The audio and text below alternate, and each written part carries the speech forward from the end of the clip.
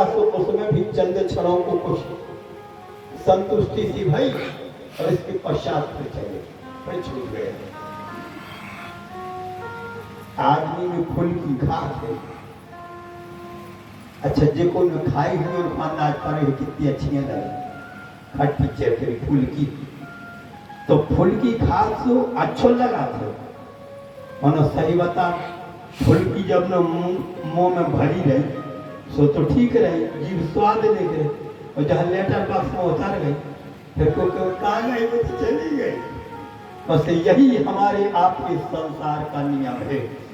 जो हमको आपको प्राप्त होता है वह हमारा आपका एक न एक दिन छूट जाएगा और छूटता ही चला जा रहा है।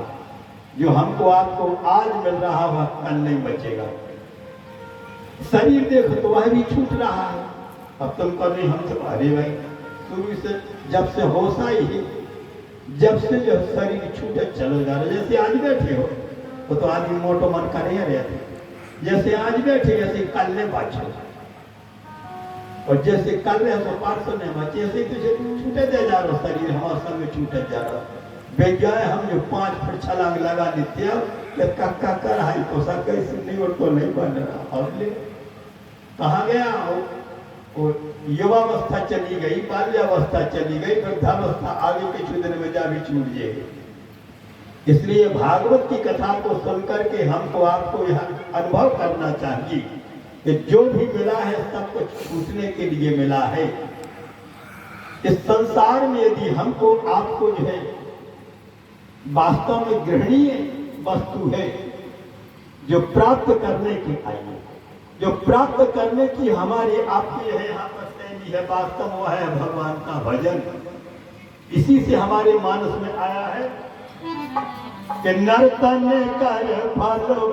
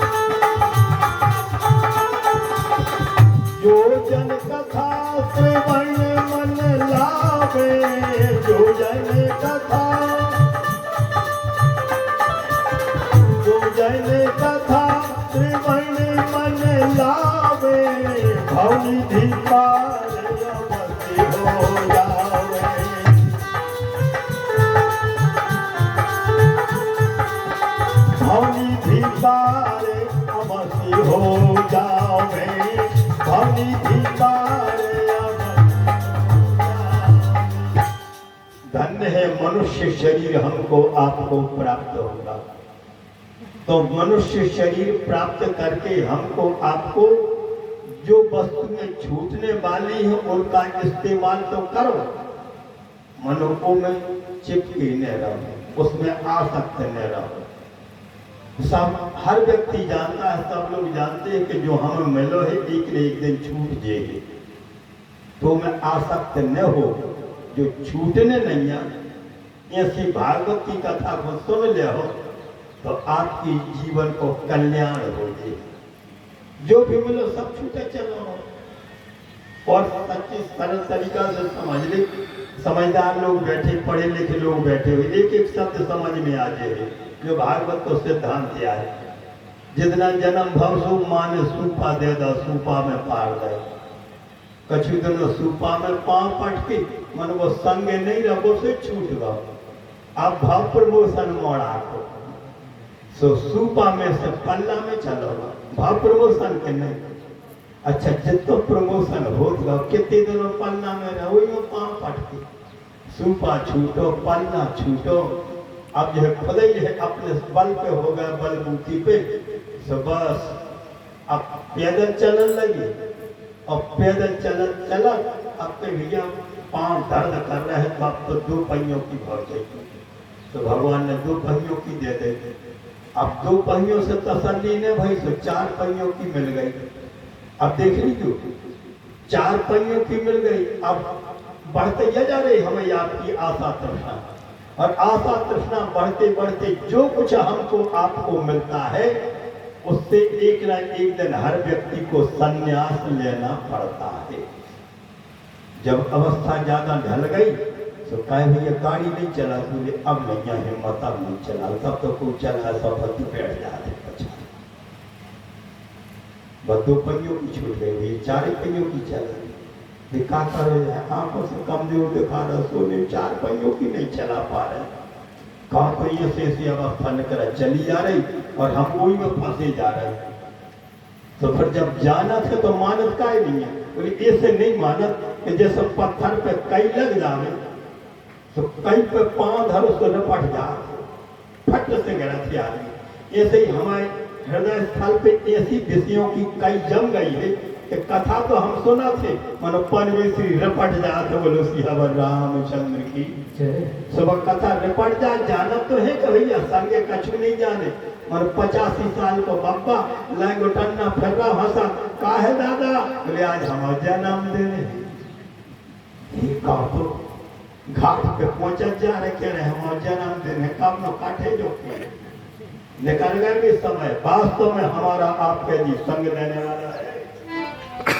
हरि का भजन जीवन में पाओ, हरि का भजन जीवन में पाओ, भवी थी तो तुम अब कर जाओ।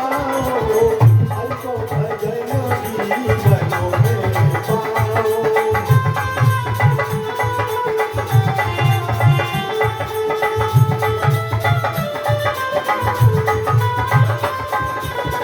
हरि को भजन जीवन में पाओ,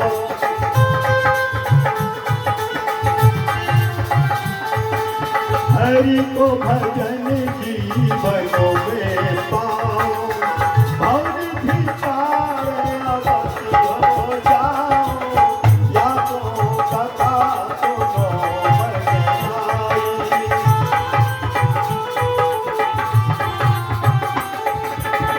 या तो कथा सुनो मन लाई, भवि भिकार अवश्य हो जाई। या तो कथा सुनो मन लाई। सब कुछ छूट जाया, छूट जाने दो, शरीर मिला भले छूट जाएगा, लेकिन आज जो आप लोग भागवत की कथा सुन रहे हो ये कभी छूट नहीं सकती है, ये आपके साथ में जाएगी। और जब यह भागवत की कथा आपके साथ में जाएगी तो आप लोग अच्छी तरह से समझ लेना यह कथा भगवान की है, जीवात्मा का परमात्मा का मिलन हो जाएगा। बोलो भागवत महापुराण की। देव ऋषि नारद को भक्ति ज्ञान और वैराग्य का सानिध्य मिला। भक्ति देवी है हाथ जोड़ करके निवेदन करती है, महाराज हमारे पुत्रों को ठीक करते जाओ। नारद बोले तुम्हारे पुत्र हमें दिखाई दे रहे हैं कहाँ? जी 2 जने परी हैं, जी तो दादा परी है, तुमसे सियाने हैं, तुमसे बड़े हैं, जी तो हमारे पुत्र हैं, यही हमारे पुत्र हैं। नारद बोले देखो माँ हम साधु हैं और हमारे साथ में हंसी मत करो, हमारे साथ में उपहास मत करो। लोक दृष्टि से देखा जाता है कि माँ बड़ी हो और बालक छोटे हो। वृंदावन बिहारी लाल की जय हो, श्रीमद् भागवत महापुराण की जय हो। माँ बूढ़ी हो और पुत्र जो है जवान हो तो लोगों को देखने में, सुनने में और समझने में अच्छा लगता है। लोक दृष्टि से देखा जाए, किंतु यदि समझा जाए कि माँ युवती है और पुत्र बूढ़े हो गए, कैसे समझ में आएगा? किसी लड़के से पूछा कहा भैया क्या साल के हो? तो लड़का बोलता है हम तो 15 साल के हैं। बोले तुम्हारी माता जी के साल की है? बोले हमारी माता जी है 2 साल की। हो जाए भरोसा तो 2 साल की माँ और 15 साल को बेटा। नारद बाबा बोले हम है साधु, हमारे साथ में हंसी मत करो। तुम युवती बनी बैठी, तुम्हारे पुत्र बूढ़े हो। भक्ति देवी बोली बस यही तो सबसे बड़ा रोग लगा होगा। आप हमारे पुत्रों को बेहोशी दूर करो और जागृत अवस्था में करो। बस उसी समय मुखम संयोज करेणांते शब्द मुच्चैः समुच्चरन् ज्ञान प्रबुद्धता शीघ्र रे वैराग्य प्रबुद्धता। कितना सुंदर इस श्लोक में अर्थ बतलाया। ज्ञान प्रबुद्धता शीघ्र रे वैराग्य प्रबुद्धता। जहां पर बेहोश पड़े थे दोनों बेटा, पास में पहुंचे, कान के पास में मुंह लगाया। नारद जी ने कहा ज्ञान उत्तिष्ठत वैराग्य उत्तिष्ठत जागृत मासो सत्व। कई प्रकार के प्रयोग किए, लेकिन ज्ञान वैराग्य जब नहीं जगी तो नारद बाबा को शंका हो गई। आकाशवाणी हुई, नारद चिंता करो नहीं और संत तरस जब पाओगे। नारद चिंता करो नहीं,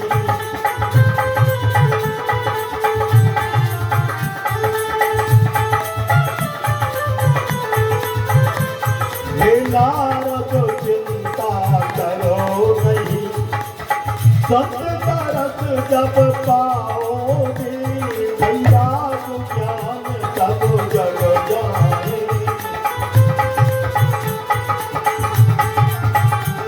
वैराग्य ज्ञान सब जग जाए। सारथी सफल बनाओगे, वैराग्य ज्ञान सब जग जाए। आकाशवाणी हुई, नारद चिंता मत करो, तुम्हारा प्रयास सफल होगा।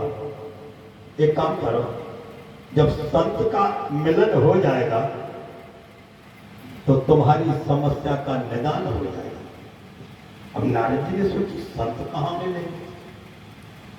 वेश बनाने से कोई संत नहीं होता। हमारी समाज में नामालूम आप लोगों को कितना अगाध है हृदय है, जिस हृदय में संतों के गुण भरे हुए और वेश बना लिया। अकेले वेश से संत नहीं माने जाते। अंदर ऐसे दैवी गुण होने चाहिए कि जिन दैवी गुणों के प्रभाव से व्यक्ति की मान्यता होती है, पूजा होती है, उसको संस्कार से प्राप्त होती है। वेश बनाने से कुछ नहीं, वेश कितना साफ सुथरा बनोगे। जितने किसान भैया बैठे, अब भैया राम निकाल है जब बखन निकाल के, और जहां खेत में पानी गाँव बिना न्योते की बगला बुलाए तूने न्यो तो दो। कहा भैया हमें आराम निकाल रहे कीट पतंगा नहीं बिना बुलाए बगला ऊपर से देखने में सफेद लगा, अच्छो साफ सुथरा। ठीक इसी प्रकार से व्यक्ति यदि ऊपर से देखने में अच्छा हो लेकिन गुण अच्छे ना हो तो वास्तव में उस व्यक्ति की कीमत नहीं होती। वेश बनाने से कोई संत नहीं बनता है, जटा जूट बढ़ाने से कोई संत नहीं बनता है। संत के गुण होना चाहिए, और संत के गुण हमारे भारत में लिखे हैं। तितिक्षुवः शान्तरयः, तितिक्षवः शान्तरयः, तितिक्षवः तितिक्षा कहते हैं दया करना, कृपा करना। सामने यदि कोई व्यक्ति छटपटा रहा है और हमारी मदद से वह बच जाता है तो समझ लो कि तुम संत हो। सबसे प्रथम बात है संत की जो सहन कर ले। तितिक्षवः कारुणिकः, जो करुणा करे, जो दया करे, तितिक्षवः कारुणिकः, जो दया करे, जो करुणा करे, ऐसा व्यक्ति संत के गुणों का माना जाता है। यदि हम किसी को सुख न पहुंचा सके तो दुख कभी मत पहुंचाना, ये संतों के गुण माने जाते हैं। आकाशवाणी हुई नारद, चिंता मत करना, थोड़े आगे बढ़ोगे संत मिल जाएंगे, तो तुमको संत मिल जाएंगे, तुम्हारी समस्या का हल हो जाएगा। थोड़े आगे बढ़े, सनक सनंदन सनातन भगवान, 4 ऋषियों का मिलन होगा। ये ब्रह्मा जी के मानस पुत्र कहे जाते हैं। नारद जी ने उनको वंदन किया। सनकादिक ऋषि बोले, नारद तुमको कौन सी चिंता है? कौतिक चिंता बली सी, तुमको कौन सी चिंता है? नारद जी ने कहा, हे महाराज, आपने तो हमारे अंतर दुख को समझ लिया। हमने जिसको वचन दिया उसको पूरा नहीं कर पाया, जिसको वचन दिया उसको पूरा नहीं कर पाया, बस इस बात की हमको चिंता है। जिसको वचन दो उसको पूरा करना चाहिए। ऐसे जितने जने बैठे हो, हम और आप भगवान को वचन दे के आए हैं, जितना जन्म भाव हो के, हे प्रभु एक बार कष्ट से निवार दे, हम आपको भजन करें। वचन दे के आए हैं और आप और आज वचन निभा रहे हो, बड़ी कृपा समझना भागवत जी। अहो भाग्य आप लोगों की, जो वचन ठाकुर जी को देकर के आए हो आप लोग, बस तो वही वचन आप लोग निभा रहे हो। अब निभा वही पाओ से जिसके ऊपर भगवान की कृपा है। अच्छे अच्छे पैसों वाली सोई नहीं भैया जो वचन निभा पाओ। जो धन के ही चक्कर में फंसे हुए उनसे कहो चलो कथा सुनते, अरे तुम फंसा से तुम चलिए, हमें नहीं है ना पूछिए। कछु कछु आदमी बोले विविधि चतुर रहते विगता में नहीं, हमारे भी की भरोसा। तुम कह रहे भागवत सुन जी लगी काम अच्छे दिन में तुम्हारे भी दूसरे के बरसात में खाने पाए, हम बात आपने आप न करेगा। इसलिए बोलने से काम नहीं चलेगा, बुद्धिमानी से काम नहीं चलेगा, काम करने से चलेगा। जैसे आज आप लोग बड़े प्रेम से कथा का रसपान करने पाए, अतिशय कृपा जाहि पर होई, पाँव दे यही मार्ग सोई।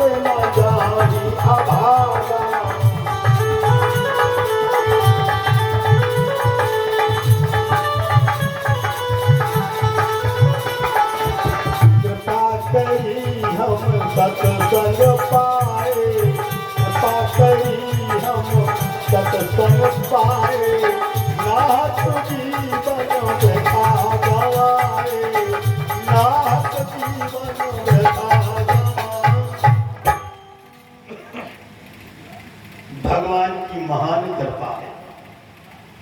काम तो सबकी लगी, लेकिन हमारे सभी रसिकजन अपने अपने कामों से निवृत्त होकर के इस सत्संग स्थल में आप लोग पधारे हो, जब भगवान की महान कृपा समझना चाहिए। ये भगवान की महती कृपा है। संत जो है अपने दिव्य गुणों के द्वारा सामने वाले को आकर्षित कर लेते हैं। नारद बाबा से पूछा कौन सी चिंता है? सनकादिक ऋषियों से नारद जी ने कहा, हमने जिसको वचन दिया था उसको निभा नहीं पाया। कौन सा वचन दिया था? भक्ति के पुत्र हो गए बेहोश, बीमार पड़े, उनको वचन दिया था कि हम चैतन्य कर देंगे, अभी तक चैतन्य नहीं कर पाए, अब कृपा करवा। सनकादिक ऋषि बोले सब उपाय कर लिए, बोले सब उपाय कर, बोले एक उपाय बात है, वह कौन सा है? एक बार भागवत की कथा करवा ली। नारद जी ने कहा इतने पुराण की कथा सुना दी और दोनों बालक नहीं जगे, तो भागवत की कथा में तो वही पुराणों की कथा भरी। सनकादिक ऋषियों ने संदेह मिटाया, नहीं, बात वही है, कथाएं वही है, लेकिन वेद व्यास जी महाराज ने भागवत का सारांश लेकर के ही उसको अलग से रचना की है, उसका प्रभाव विशेष होता है। जैसे सभी लोग जानते, यथा दुग्धे स्थितः सर्पी न स्वादायोपकल्प्यते पृथग भूतम हि तद्गव्यम देवानां रसवर्धनम। कितनी अच्छी बात है। यथा दुग्धे स्थितः सर्पी, भागवत में लिखो है घी की उत्पत्ति दूध से है, ठीक है? घी कहां से निकलता है? दूध में से। सब लोग जानते हैं, जितने जने बैठे सब जाना था कि दूध में घी भरा हुआ है, लेकिन जब तक उसको आप साधन से अलग नहीं करोगे, दूध में से नहीं अलग करोगे, तो घी का स्वाद मिल नहीं सकता है। न वह आप प्रयोग कर सकते हो। दूध को जमाओगे तो बनेगा दही, दही के बिलोगे तो बनेगा मक्खन, बटलों में रख करके आग पर तपाओगे तो बेकार जल जाएगा, घी बन जाएगा, बन गया काम। अब जो प्रयोग आप घी से कर सकते हो वो तो दूध से कर ले। अब तुम कहा हमें तो शुद्ध घी की पूरी खाने हैं, काहे तुम मैं बोले रहे, तुम तो दूध है ना, तो घी भरोसे चढ़ाने का है क्या? अच्छा सही बता, दूध जब खोलने लगे तुम करेंगे चढ़ा दी, पूरी का फूल है न फूल। तो ठीक इसी प्रकार से वेद पुराण उपनिषद सबका सारांश लेकर के व्यास जी महाराज ने भागवत की कथा का निरूपण किया है। तो तुम एक बार भागवत की कथा करवाओ तो तुम्हारा मनोरथ सफल हो जाए। तो ज्ञान यज्ञम करिष्यामि शुक शास्त्र कथोज्वलम भक्ति ज्ञान विरागाणां स्थापनार्थम प्रयत्नतः। नारद बाबा ने स्वीकृति दे दी, महाराज हम आपके चरणों की शरण में हैं, संकल्प ले रहे हम भागवत की कथा जरूर करवाएं। आप बता दो कौन सी जगह पर भागवत की कथा का हम श्रवण कर लें। तो गंगाद्वार समीपे तू तटमानंद नामकम, हरिद्वार में गंगा जी के किनारे पे, हरिद्वार में गंगा जी के किनारे पे बहुत बड़ा मैदान है, वहां पर भागवत की कथा करवा लो तो जो रोग से ग्रसित है, ज्ञान वैराग्य, उनकी बीमारी मिट जाए। एक बार भागवत की कथा करवा दो, मरता क्या नहीं करता। नारद जी ने सोचो हमने वचन दे दिया है, अब जब वचन दिया है तो निभाने तो जरूर है। ज्ञान वैराग्य को ठीक करने, होश में लाने है, ठीक है, कितना खर्चा हो जाए भागवत करवा। तो पूजन सामग्री ली, महाराज जी हर को संग लवा, पहुंचे हरिद्वार में, व्यासपीठ तैयार हुई और व्यासपीठ तैयार करवाने के अनंतर उसी समय कथा प्रारंभ हो गई। सदा से व्यास, सदा से व्यास, सदा से व्यास, श्रीमद् भागवती कथा यस्याः श्रवण मात्रेण हर्षितं समाश्रये।